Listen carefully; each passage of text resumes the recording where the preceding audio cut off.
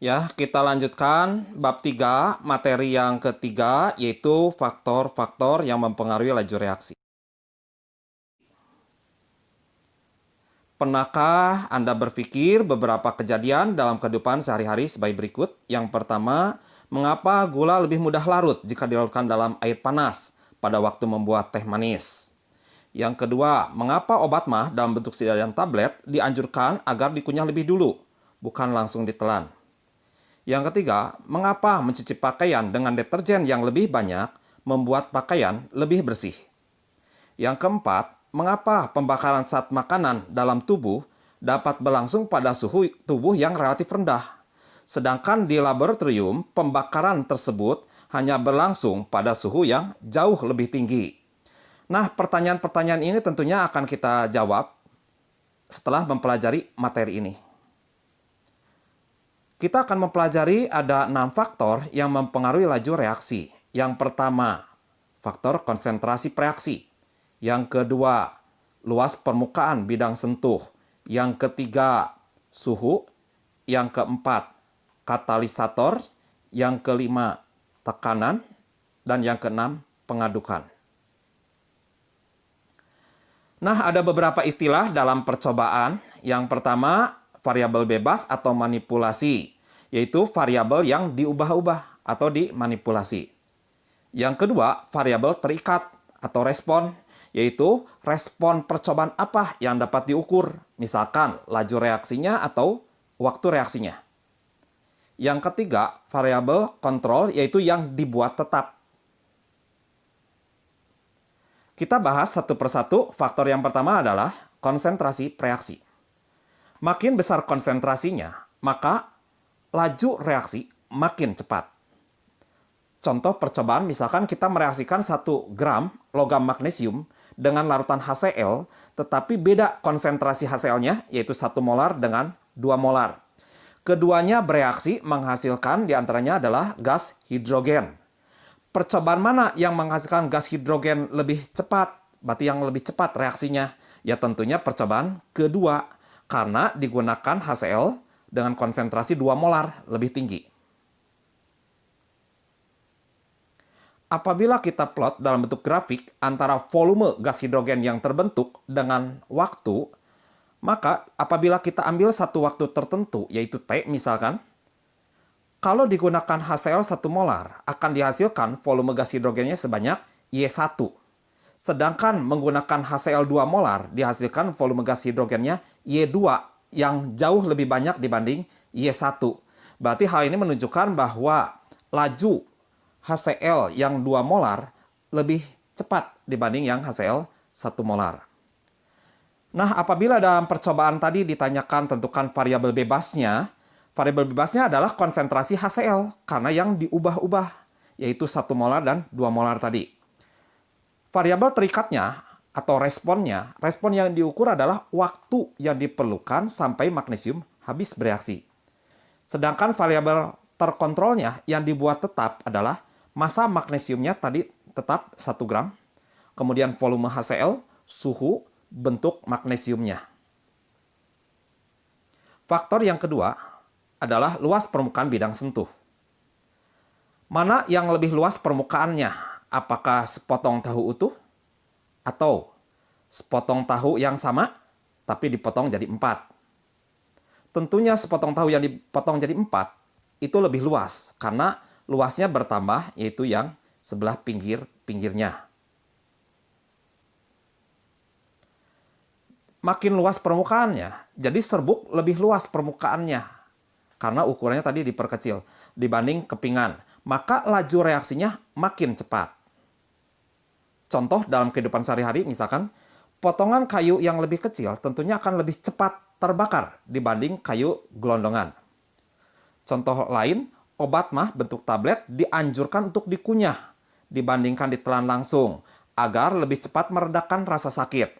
Karena apabila dikunyah, ukuran partikel jadi kecil, luas permukaannya jadi besar, lajunya makin cepat.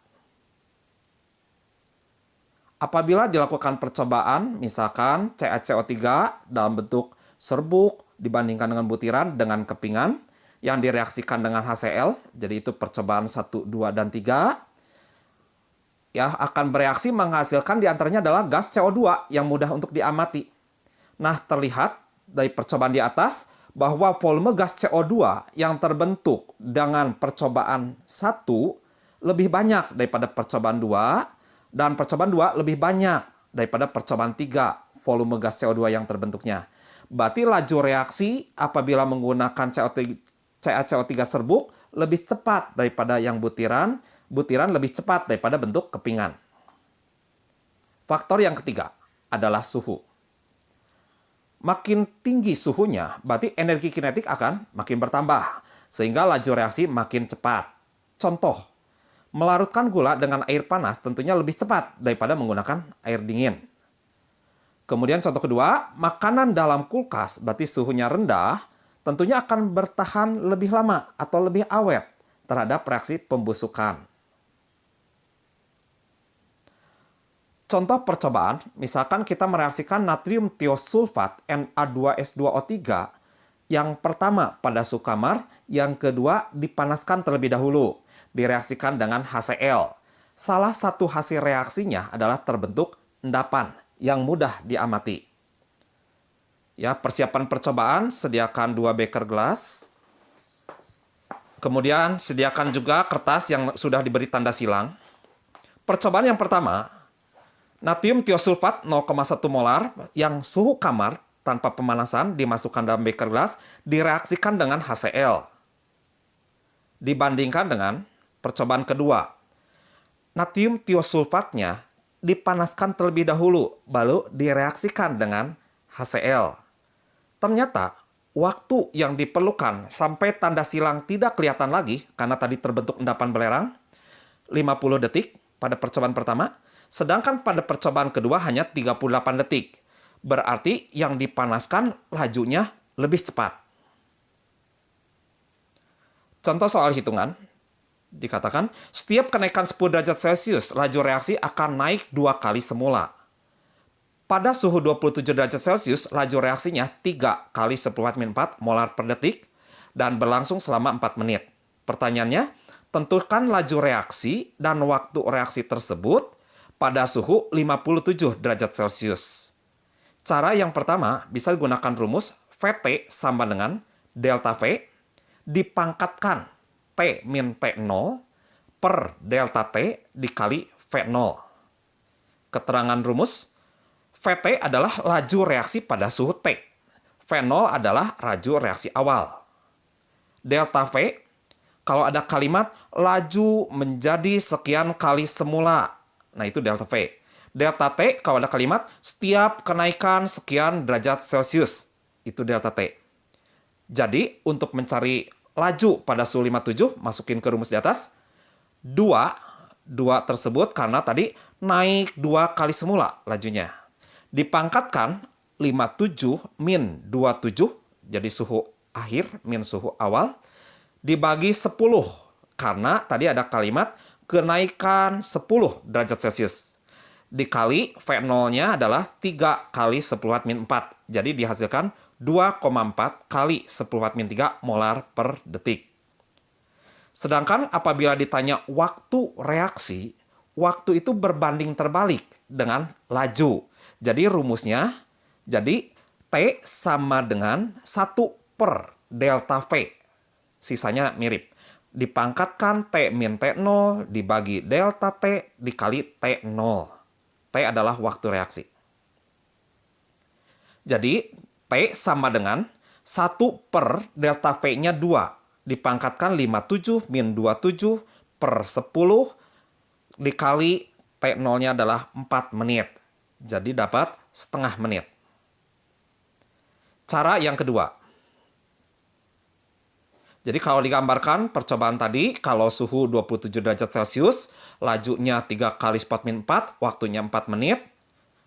Yang ditanya kalau suhu 57 derajat Celcius, berapa lajunya dan waktunya. Jadi cara kedua ini logika. Ya.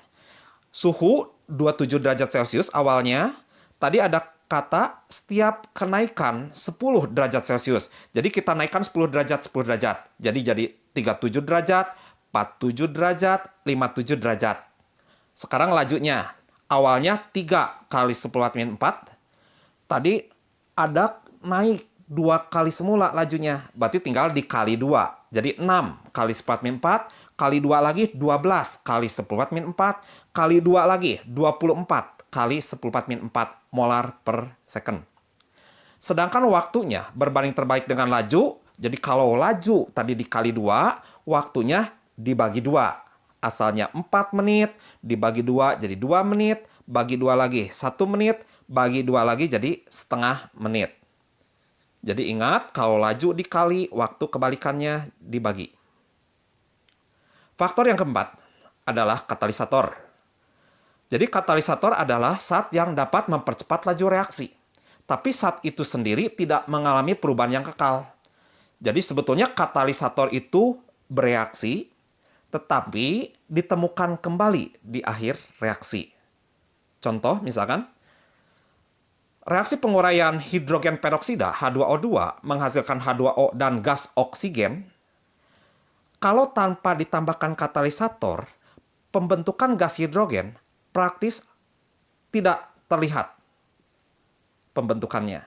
Sedangkan apabila ditambahkan FeCl3 sebagai katalisator yang warnanya kuning jingga, terlihat warnanya akan berubah menjadi coklat. Berarti katalisator itu bereaksi.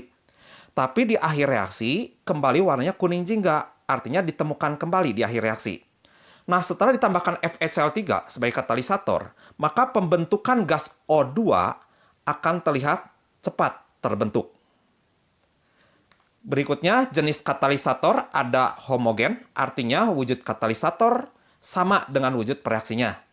Ada lagi heterogen, berarti wujud katalisator berbeda dengan pereaksinya. Dalam suatu reaksi, ada kalanya salah satu hasil reaksi bersifat autokatalis. Artinya hasil reaksi tersebut dapat mempercepat reaksi selanjutnya. Misalkan reaksi kalium permanganat dengan asam oksalat dalam suasana asam menghasilkan diantaranya adalah MnSO4 yang bersifat autokatalis, yang bisa mempercepat reaksi selanjutnya.